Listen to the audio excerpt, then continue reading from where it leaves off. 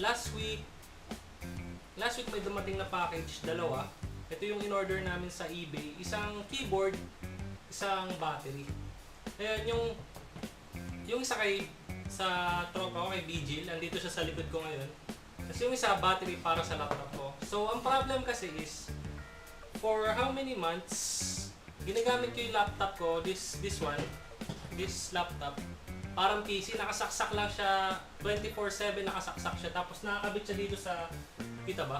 Sa monitor, tsaka sa keyboard. So, for how many months gano'n siya? I think, mostly, 6 months ko siyang ganun ginagawa. Though nilalabas ko pa rin siya kasi student ako nung time na yun. Pero majority of the time, nakasaksak siya. So dumating yung time na napansin ko, hindi ko na masara tong lead. Hindi ko na siya masara. Medyo nakaangat siya. Then napansin ko, hindi ko na rin maklik yung itong touchpad niya. Wala na rin yung pagiging tactile niya. Alam ko kasi tactile to kahit hindi ko pinipindot. So biglang napansin ko, parang may lumulobo sa loob. Then nag-conclude ako na baka yung battery. So binuksan ko siya. Binili ko tong tool na to, tapos binuksan ko yung laptop. Sure enough, katatanggal ko pa lang ng screw, nag-pop up kaagad yung cover niya sa ilalim. So yun nga, lumobo yung battery. And ito yung battery niya. Nakikita ba? Ganyan siya kalobo. So imagine this tin. Tapos yan, pinalobo niya yung laptop. Then that time, nag-decide ako tanggalin na agad yung battery. Tapos, naisip ko, hindi ko na rin gagawing PC yung laptop ko kasi hindi naman siya talaga meant nakasaksak 24/7, 7 days a week, gano'n. So, bumili na rin ako ng computer. Siguro gagawa ko ng video next time kung paano ko ginawa yung setup na yun and ina-explain kung bakit yun yung binili ko. So, separate na rin. So, itong laptop for remote works na rin pag mag-work ako sa coffee shop or sa office. Then, meron na akong dedicated na PC. So, for gaming na rin. Yun din yung isang dahilan kung bakit tingin ko lumobo itong battery. Kasi yung battery ko is lithium polymer. Yung lithium polymer na battery, sensitive siya sa heat. Though, okay siya sa around 50 to 60 Celsius, I think. Pero dahil nalulung ako sa Fortnite, umaabot yung temperature ng laptop ko. Kasi hindi siya gaming talaga eh.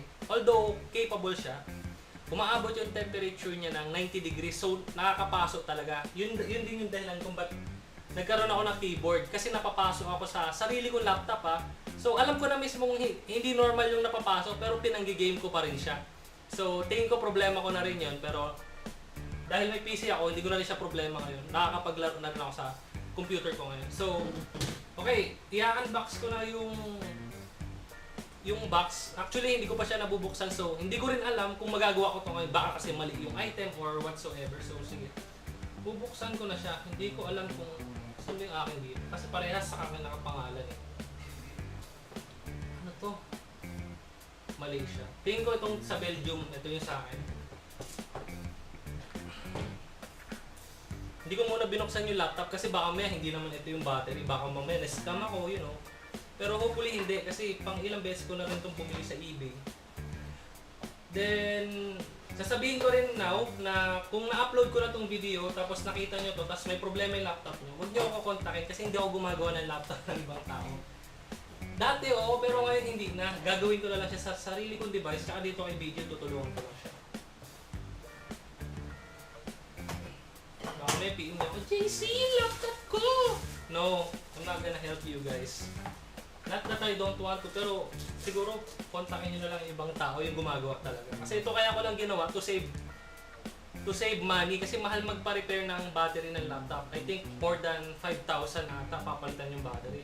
Pero nabili ko tong battery ko worth I think 2,000 pesos ko lang siya nabili. Then plus around 200 sa shipping. I think shipping is $7 tapos yung customs is 200 something. So ito na siya. Tignan nyo kung gaano kanipis. Ito yung bagong battery. Yan siya, manipis siya. Sobrang nipis niya. Tapos ito na yung bumukas na rin kasi yung case. Kaya hindi ko mapakita kung paano siya lumobo. Hindi ko to binuksan. Yung dahil sa sobrang lobo niya, bumukas siya. Itong backside papakita ko. Yan. So siguro naman, obvious lang kahit hindi ko na ano. Pero This one, ito yung old one, yung sira, ito yung bago. Hindi ko alam kung napapakita ko na yung kalipisan nila. Yan. So, okay.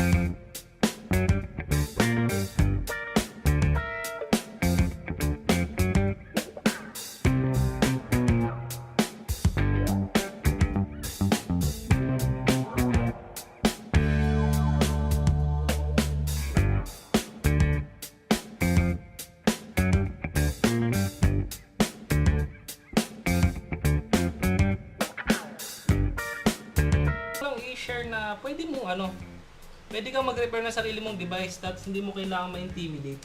Yun yung point ko talaga dito sa to. So, kailangan ko pa bang i-on para malaman kung gumagana? Okay, sige. Let's check kung gumagana. Walang charge. Okay, hindi ko alam kung may charge pero sige, charge muna natin. Where's my bag? Medyo kinakabahan ako, hindi ko alam kung nasira ako eh. Not sure kung nasira ako yung sarili kong laptop, pero we'll see. Imagine if I just broke my laptop, no? Okay lang, meron na akong M.2. Scrap na pala, no? Hindi ko sure kung may charge, kaya sasaksak ko muna kasi binuksan ko. Yun! Good sign, good sign. Ibig sabihin, umiilaw lang kasi to pag may battery. Kasi nung ginagamit ko to nung walang battery, hindi siya umiilaw. So, good sign to na umiilaw. Ibig sabihin, na-detect niya yung battery.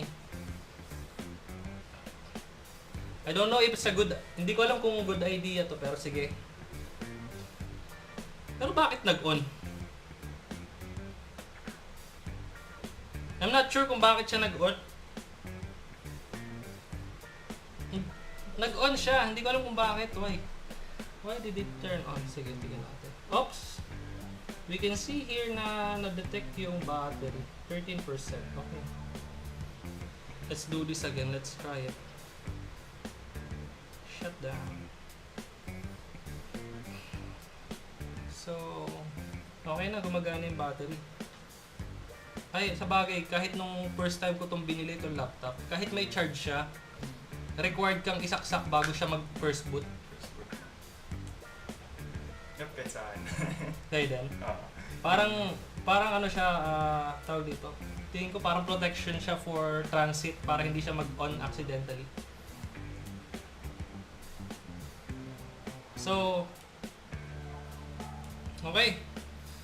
Nag-on siya. Okay na siya. Sasara na natin siya. Sasara ko na siya. And then, ine-next natin yung kay BJ.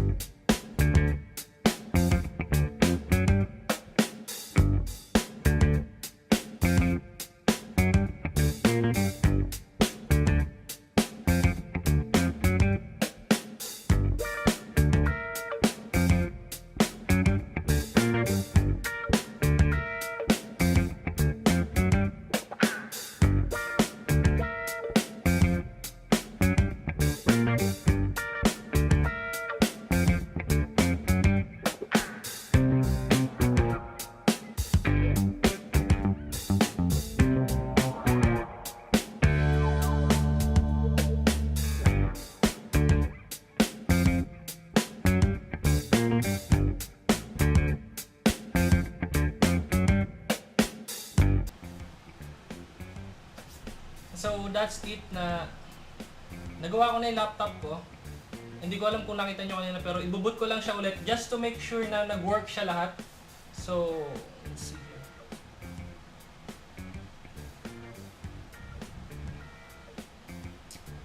Nagbuboot na siya. Hindi ko na siya kailangang isaksak para magamit.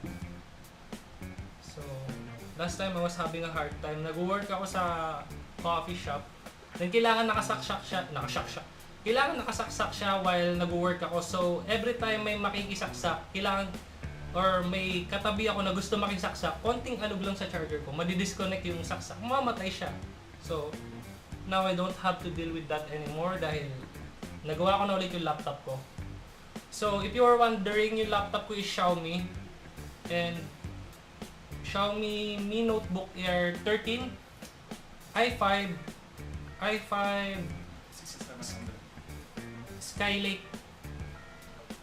Skylake processor siya, 8 gigs yung RAM and made siya sa aluminum. And then okay na, i-shutdown ko na siya. I bought this last September. Hindi ko na sure. Hindi ko na maalala pero binili ko to nun. So, that's it for this video. Magkakaroon akong part 2 dun sa naman sa pag-repair dun sa laptop ni Vigil. Siguro ikakat ko na to, then thank you for watching.